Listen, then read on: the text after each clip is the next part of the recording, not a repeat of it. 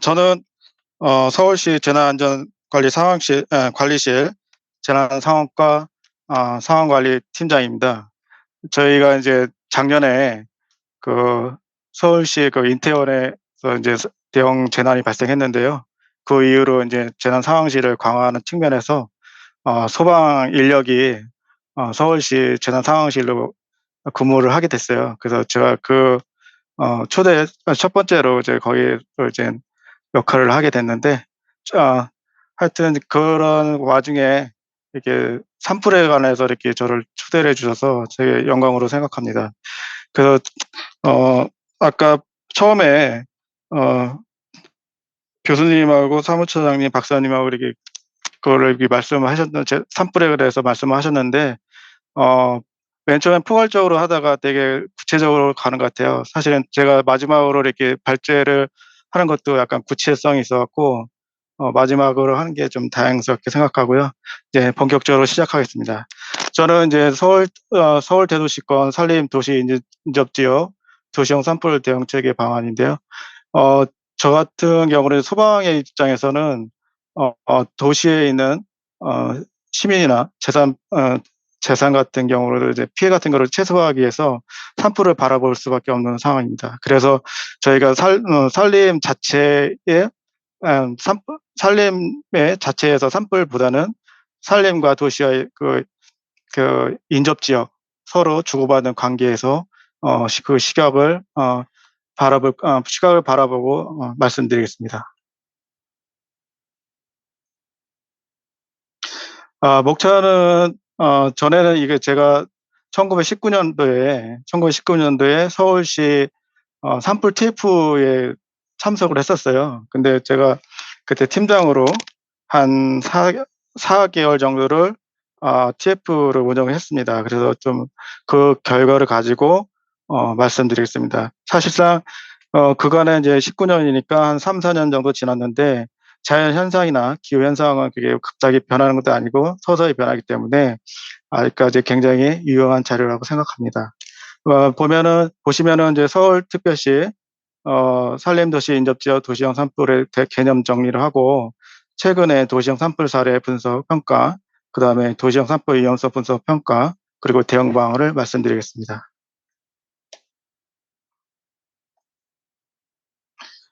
보시면은 이제 저희가 1900 일제 강점기 때 서울시는 이제 보시면은 여기가 굉장히 서울이란 때가 되게 작았어요. 그 당시에 이름은 경성이라고 할 수 있죠.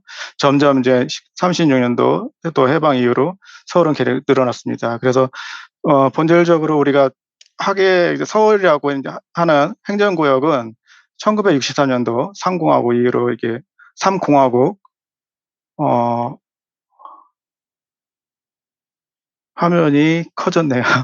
삼공화국 이후로 이제 굉장히 이게 어 현재의 어떤 지역을 형성하게 됐어요. 이것은 저희가 인제 더 이상 거기 여기 이렇게 형성이 된 것은 다름 아닌 우리 서울을 둘러싼 큰 산이 있기 때문입니다. 큰 산이 있기 때문에 그 부분에 대해서는 어쨌든 지리적 한계도 있었고 어떤 정책적인 영향도 있어요. 1960 년대 삼공화국에 의하면 그린벨트를 굉장히 강화했거든요. 그 일을 강화했고, 현재까지 그린벨트에 대해서는 유일하게 제가 알기로는 거의 유일하게 일관성 있게 추진한 게 그린벨트 정책이 아닐까 생각됩니다.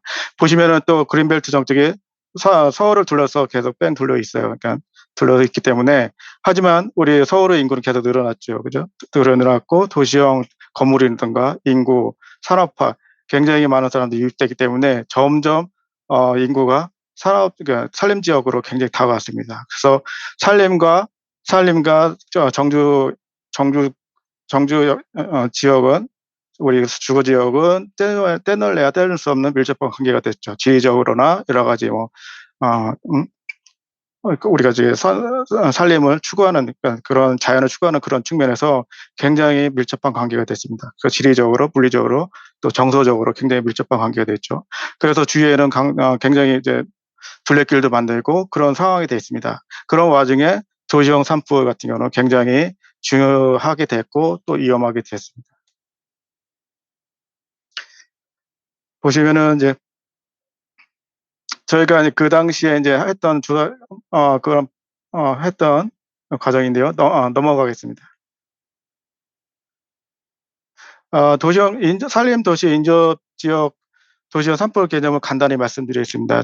간단히 말씀드리면 간단합니다. 주위에는 산림이 있고 그다음에 도심의 가운데는 도시 지역이 있는데 그 지역에는 혼재된, 그러니까 산림과, 그러니까 주거 지역, 그러니까 이 도시 지역이 그러니까 맞닿은 데가 있다는 거죠. 이것이 우리가 주목해야 할 부분입니다.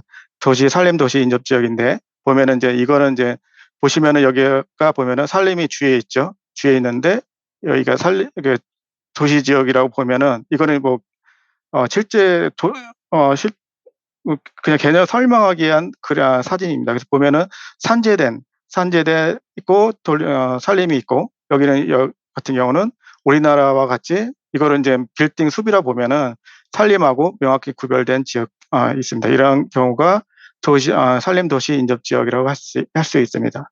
이러한 경우는 해외 사례, 이런 도시형 산림 인접 지역, 도시형 산불은 해외의 사례도 많이 발견할 수 있는데요. 보시면은 도시 지역과 산림 지역에서 굉장히 산불이 발생해서 굉장히 위협을 주는 상황이 있고, 요 같은 경우도 여기는 미국이나 유럽 같은 경우 빈번히 발생하고 있습니다. 특히 여름 지역의 건조한 지역, 미국 같은 서부 같은 경우, 그리고 유럽 같은 그리스 같은 경우는 매년 발생하는 현상이라고 볼 수 있습니다.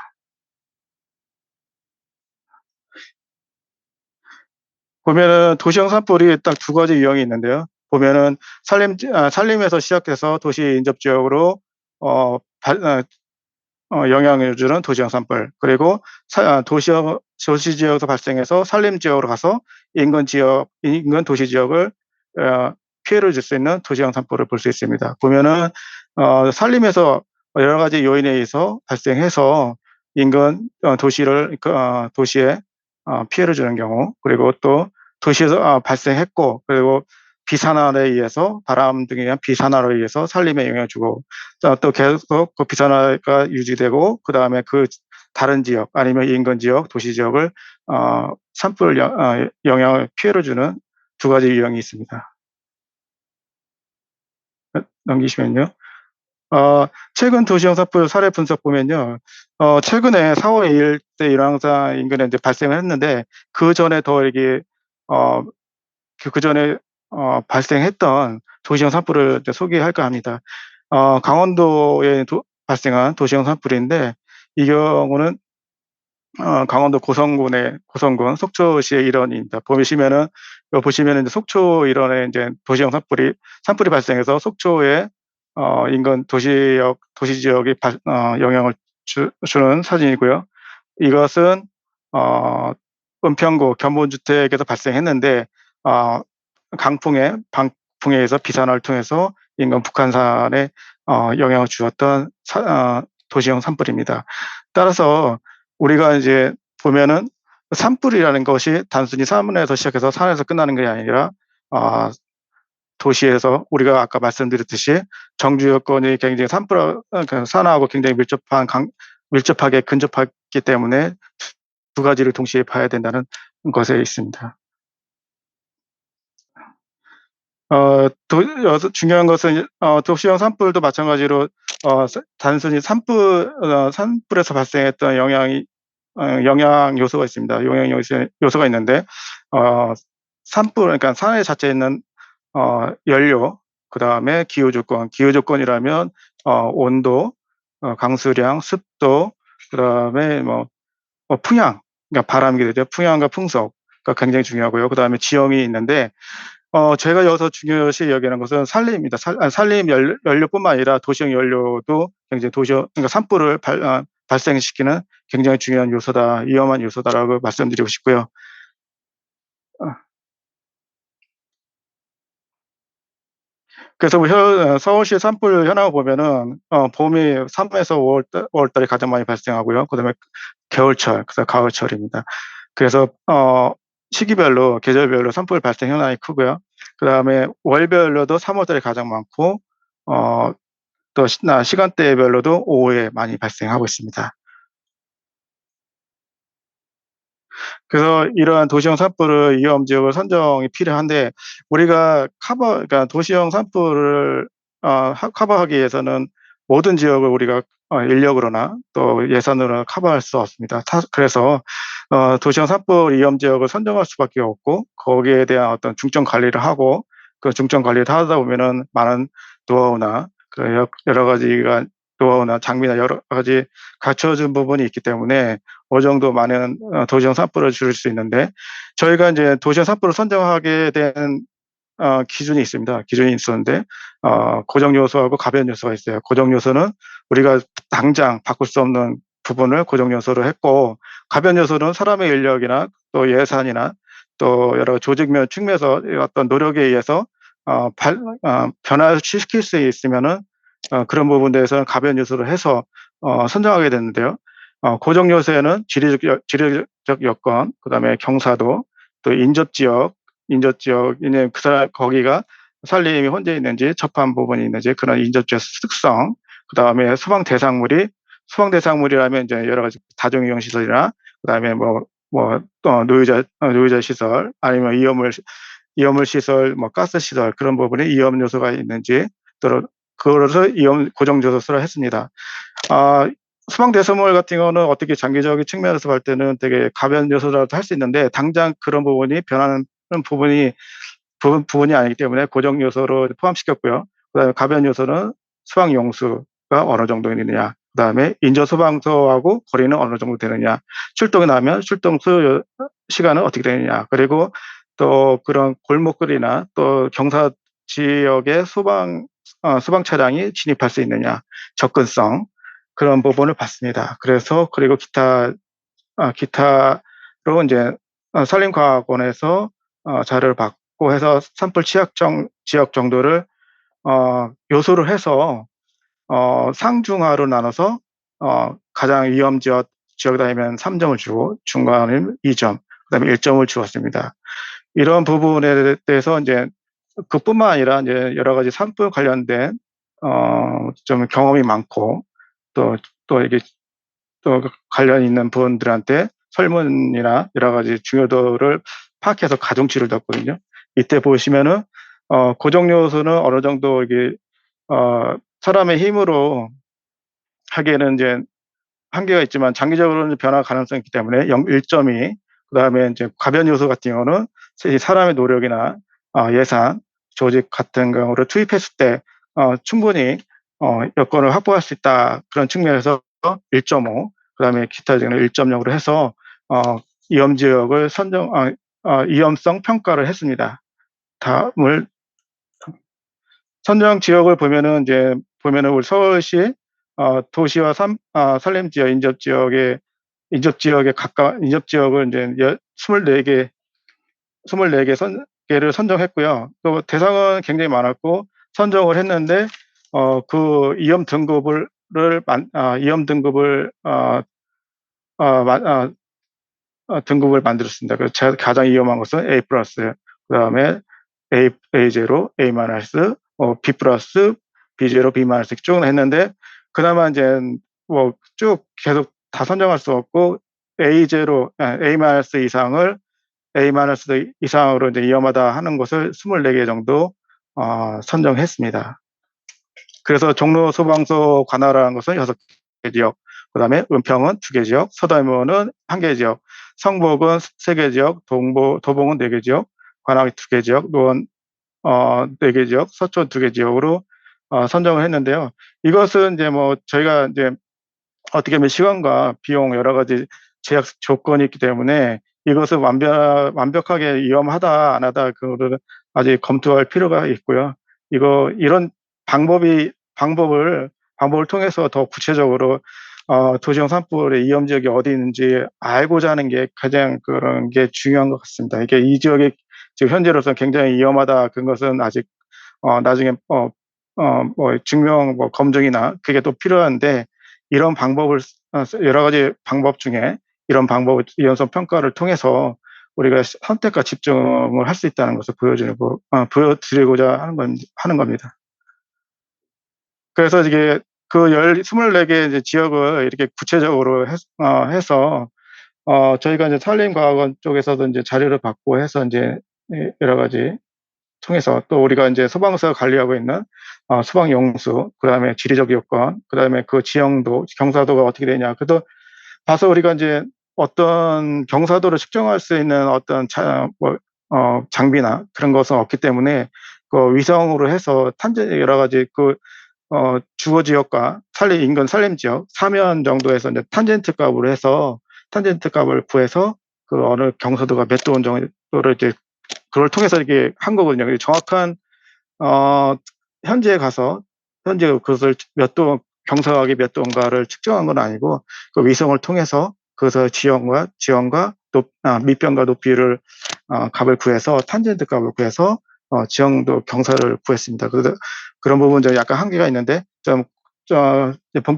구체적으로 말씀드리면 선전제 하나 그 24개 위험 지역 중에서 한 개인데 위험 등급 A 플러스 지역입니다. 이것은 종로구 구기동 230-53번지 일대인데 위험성 평가 점수는 72.8점으로 해서 됐고 지리적 여건, 경사도, 산림 도시 인접 지역 인재, 소방 대상물은 무엇인지, 그다음에 소방 용수는 몇 개 있는지, 인근 소방서의 거리와 출동이 접근성이 가능한지, 그다음에 산림청의 자료를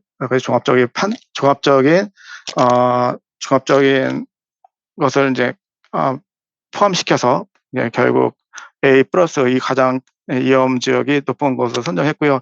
이런 것을 24개 정도 카드를 만들었습니다. 카드를 만들었고요. 다음은요.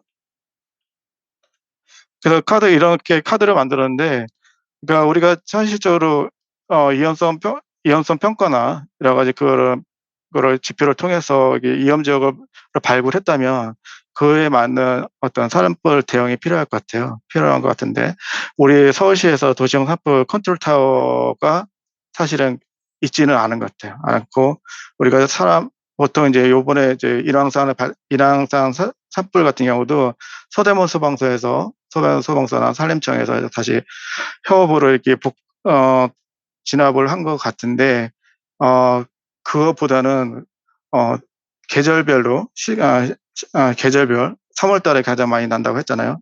그러니까 봄, 겨울 그런 계절별로 컨트롤 타워 역할을 할 수 있는 중심체적인 조직을 하나 만들었으면 하는 바람입니다. 그래서 과학적으로 예를 들어서 이제 그냥 산불이라는 것이 어느 지점에서 이제 발생했다면 굉장히 신고 도시 지역에서 이제 화재가 발생하면은 지번을 알고 굉장히 그걸 알기 쉬운데 또 신고자도 많고 산에서 발생한 것은 굉장히 거기가 찾기도 굉장히 어렵습니다. 그래서 그런 조직 체계를 만들어 갖고 예를 들어서 이제 드론을 가장 많이 발생하는 시기별로 띄워서 화점이든가 그다음에 이제 그 좌표 여러 가지 헬기 방수 좌표 유도하고 그다음에 지열 확인 선제적 그런 거 여러 가지 열 화상 카메라를 통해서 컨트롤 타워에 어, 컨트롤 타워의 어떤 자료를 제공하면은 그에 맞게끔 인력과 장비를 투입할 수 있는 그런 과학적으로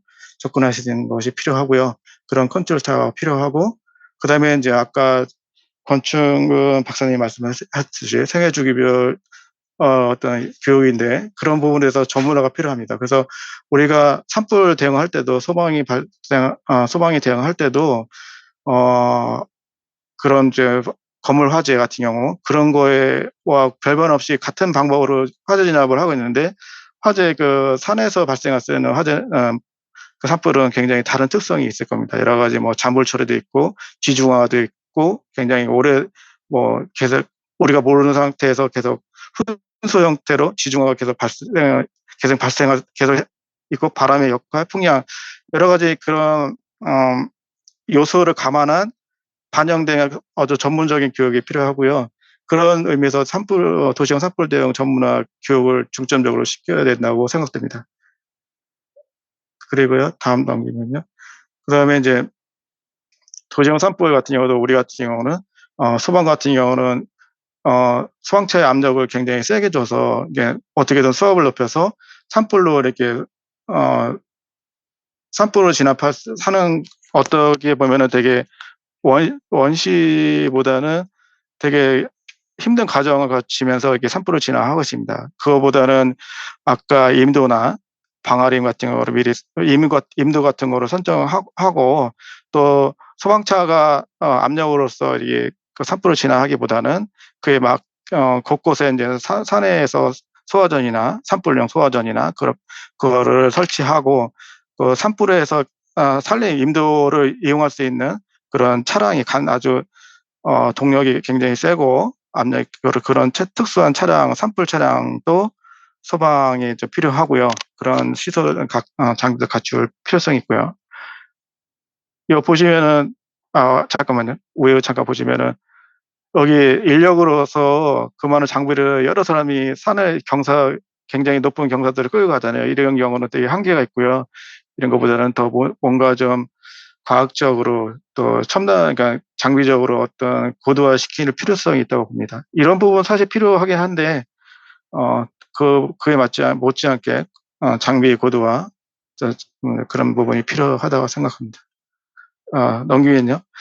그래서 이제 제가 인제 또 강조하고 싶은 것이 도시형 산불 대응 효율화로 인제 수막 설비를 설치할 필요성이 있다. 이것은 현재 이제 광진구의 아차산에 있는 수막 설비인데요. 수막 설비와 관계도 있는데 어 이런 수막 설비도 이제 계절별로 그러니까 매번 이런 수막 설비를 설치해서 수막 이거로서 인제 물을 분무하게 하는 게 아니라 계절별로 시간별로 맞춰서 하면은 굉장히 산불 예방에 효과가 있고요. 산불이 발생하더라도 굉장히 속도가 굉장히 늦춰지기 때문에 그에 대응할 수 있는 충분한 시간이 있고 대응하기 쉽다 그런 생각이 들고요.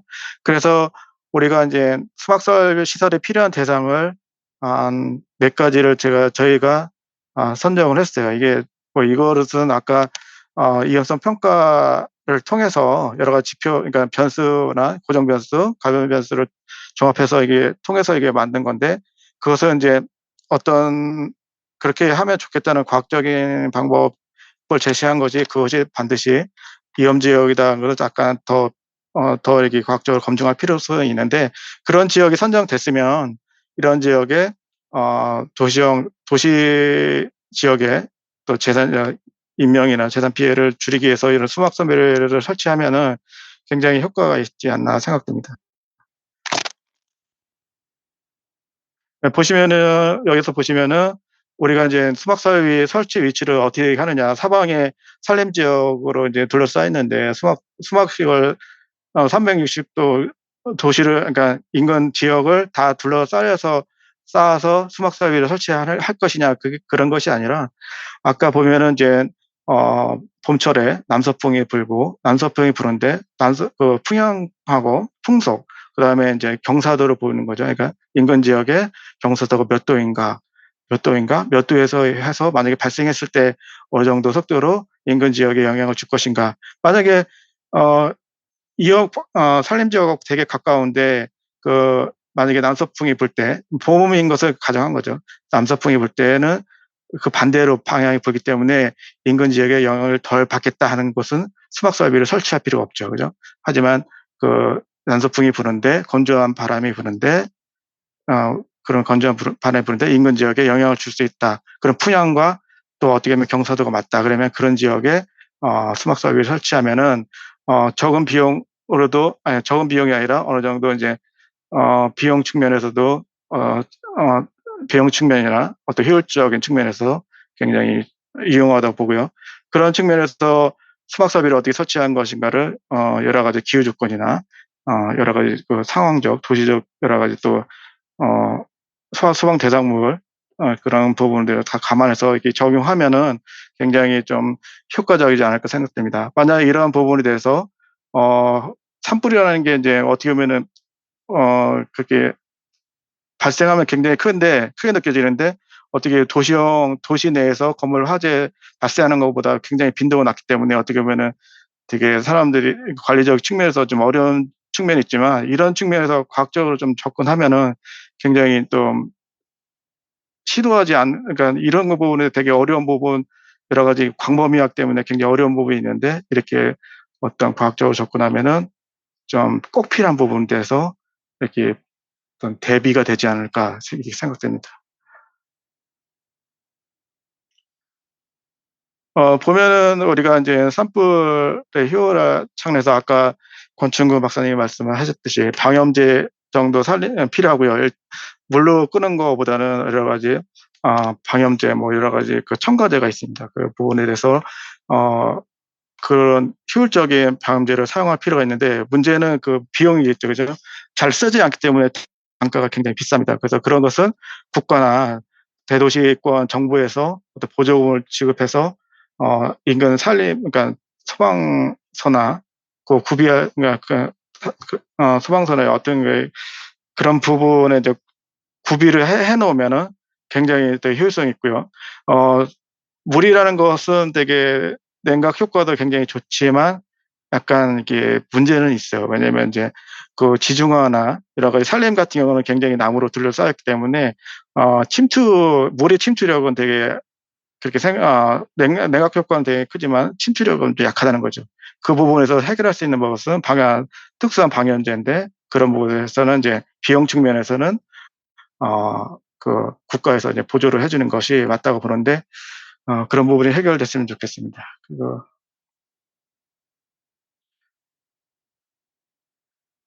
보면은 인제 전에는 이제 우리가 인제 어 과거에는 인제 산불이 나면은 불이 나거나 산불이 나면은 강 건너 불구경했던 것이 현재는 인제 너무나 그런 산불 관련된 산불이나 기타 등등 재난이 발생했어도 무관심한 단계가 된 것 같아요. 자기한테 직접 피해가 가지 않으면 무관심한 단계가 된 것 같아요. 하지만 인제 산불이나 재난은 어느 순간에 느닷없이 발생하기 때문에 그리고 요즘은 재난이 대량의 인명 피해를 가져올 수 있는 재난이 발생할 확률이 점점 높아지고 있는 것 같아요.